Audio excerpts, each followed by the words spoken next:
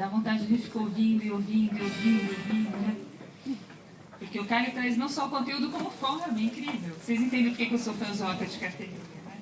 Mas vocês também vão ficar, quem já não tiver ouvido a Graça falar, vocês também vão ficar fãs da Graça. Porque como o Caio estava colocando agora há pouco, o que faz uma cidade ser criativa são as pessoas que lá estão, né? A cidade é tão mais criativa quando as pessoas que estão lá podem demonstrar essa criatividade. E a gente tem aqui tantos exemplos, cada um de nós, enfim, evidentemente, se vocês estão participando dessas discussões, se integram a ela, é porque vocês estão na mesma pauta.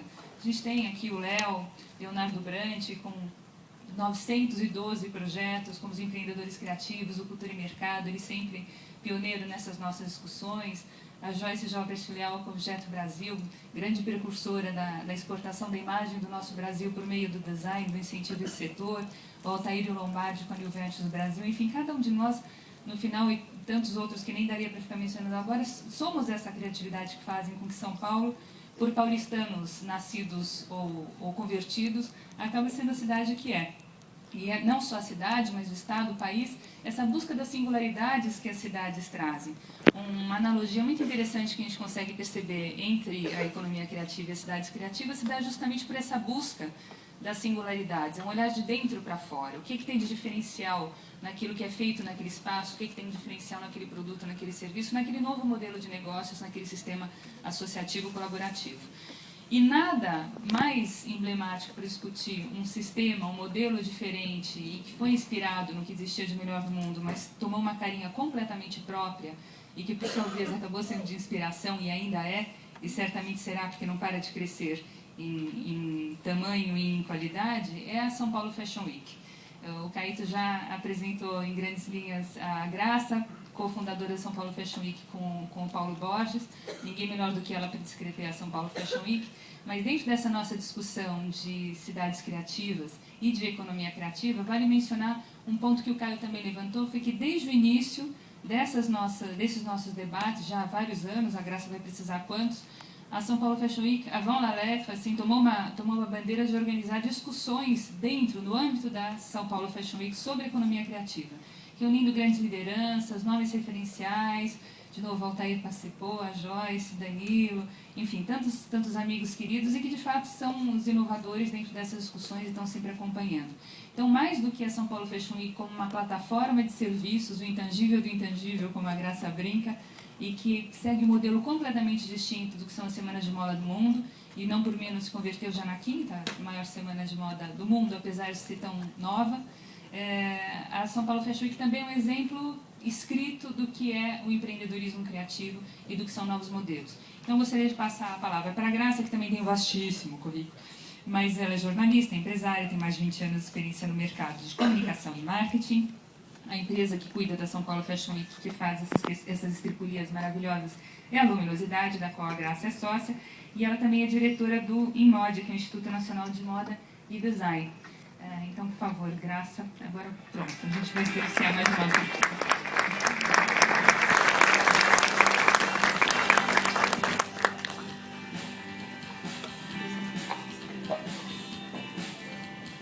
Olá a todos. Eu queria começar dizendo que eu sempre juro, depois dessas apresentações, que eu não vou cair em duas frias. Uma é aceitar esses convites de amigos que te pegam assim no canto e falam: não, a gente vai bater um papinho ali sobre criatividade, vai ser bacana, só entre amigos, e aí vira um negócio desse tamanho, né? E a segunda coisa é cair na cilada do auditório feito para homens com paletó, que é sempre gelado, né, gente? E a mulher sofre. Mas, enfim, eu queria começar falando que a primeira vez que a gente entrou em contato com esse termo economia criativa foi em 2004, 2003, 2004, a gente foi convidado para um painel em Londres, durante o Festival de Design de Londres. Era um painel onde participava, o nome do painel era sugestivo, era Criatividade do Novo Mundo, ou No Novo Mundo, em inglês ficava difícil de saber se era um ou outro. E ali tínhamos pessoas da Rússia, era um pouco BRIC, mas também incluía a África do Sul. E nós fomos convidados, como São Paulo Fashion Week, tinha um caso de design da África do Sul, um festival de design que existe há 10 anos, o Indaba, que é um festival também fantástico, e uma agência de publicidade na Índia, e na Rússia era alguém de balé, uma história até curiosa, que era um general do exército que tinha mudado de sexo, e era uma bailarina. Então ela veio contar essa história. Enfim, então foi a primeira vez que a gente entrou em contato com essa terminologia da economia criativa e entendendo que a gente fazia a economia criativa. Quer dizer, a gente estava dentro da história e não tinha um nome, talvez, para isso, né?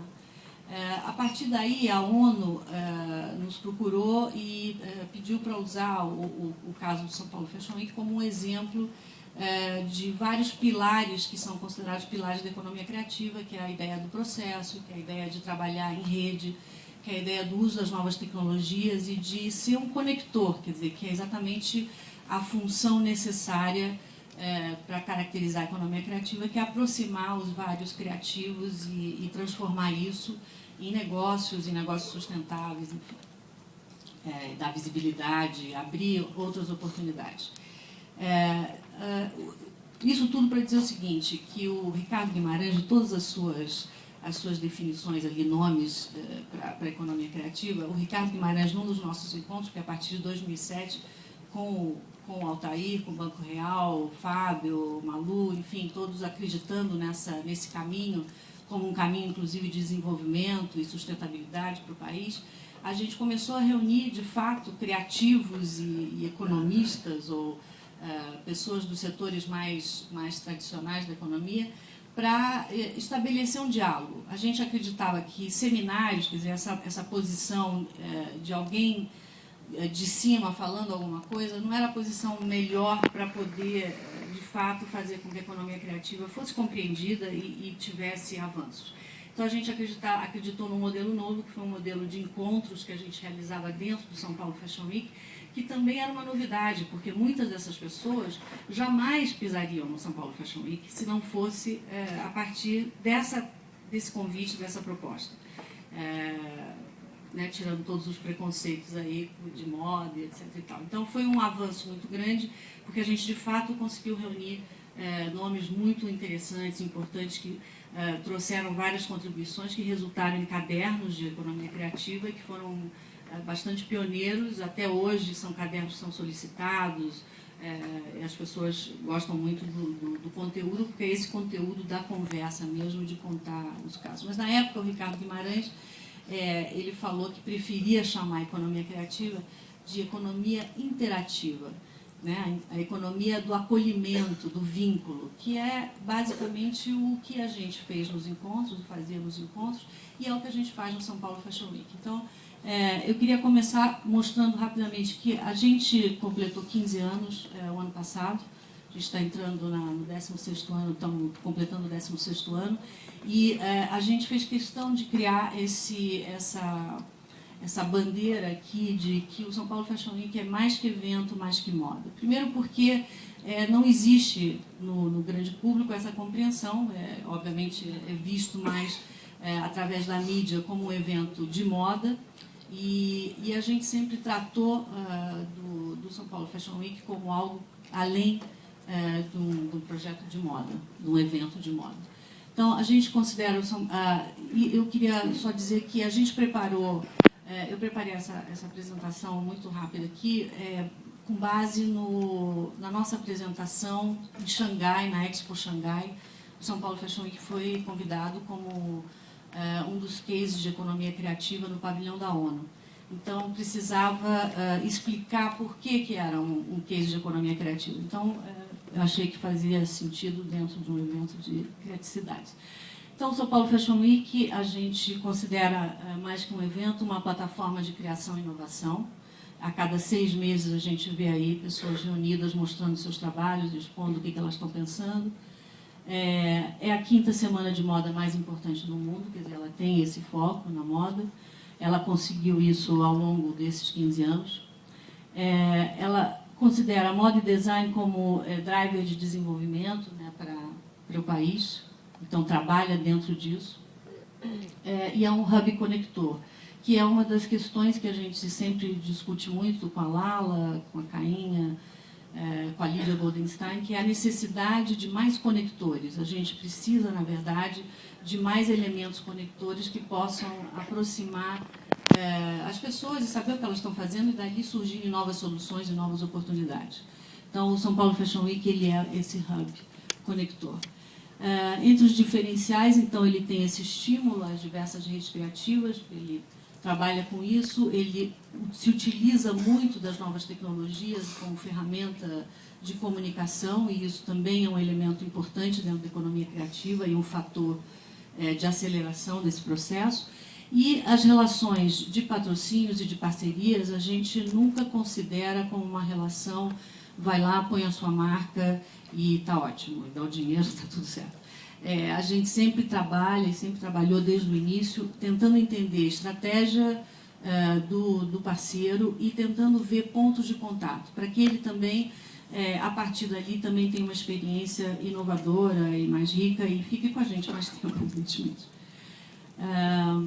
Então, como agente transformador, né, o São Paulo Fashion Week partiu de um modelo e um conceito inovador. Muita gente se fala, bom, mas é uma semana de moda, como tantas outras, como tem em Paris, como tem em Londres. Sim, ela se inspirou naquele modelo, mas partiu de duas ousadias. Uma, o Paulo se perguntou por que não ter uma semana no Brasil, uma semana tão importante quanto lá fora. Se nós temos criativos, temos talento, temos uma indústria têxtil grande, ativa, né, uma importância econômica, por que a gente não pode ter uma semana? Então, faltava aí um elemento que juntasse todos esses elos e criasse o calendário. E depois do porquê não, não poderia ser o modelo que existe lá fora.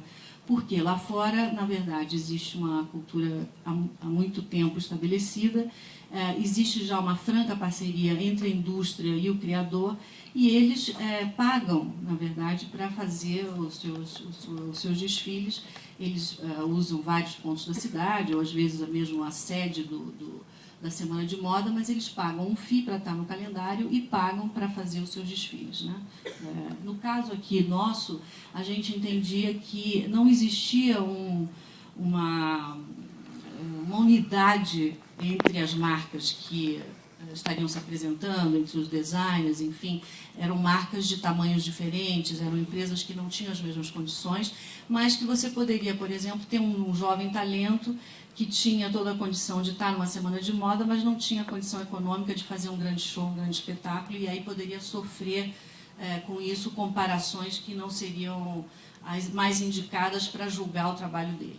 Então, nós partimos de um modelo em que o estilista não paga até hoje nada, ele tem toda a estrutura do evento dada a ele, o que ele precisa pagar são as modelos e enfim, se ele quiser fazer algum espetáculo em particular, alguma coisa além do que é oferecido dentro do evento e, evidentemente, aí assessoria de imprensa, convite.